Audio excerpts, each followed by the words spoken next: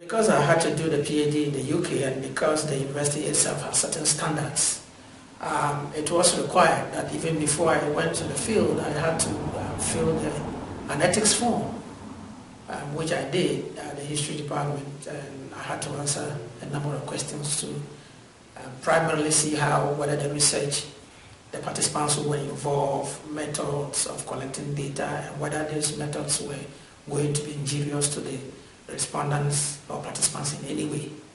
Of course, the ethics form went and it was approved even before I went to the field.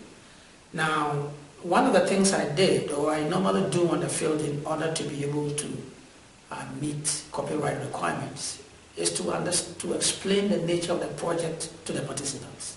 If I'm conducting interviews or I'm doing recordings, the people ought to understand the nature of the research and to know that the research is purely going to be used for academic purposes. And that I'll be using their videos, I'll be using their pictures, I'll be using their interviews, within the larger scholarly community. And so people outside of these communities are going to have access to this information.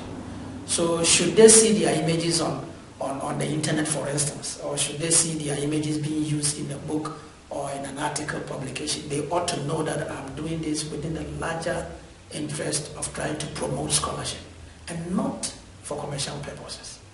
And sometimes they will give me their consent. Well, we are happy to that our voices will be heard somewhere, so we are happy to have you record us. We are excited that somebody is even interested in our experience. We haven't had people come to ask us about these things because some of these things are so traumatic that we don't even talk about. So once you are interested in knowing, we are also happy to be able to give you information. So these are, but basically you have to explain to the people for them to know exactly what you are going to use their research for.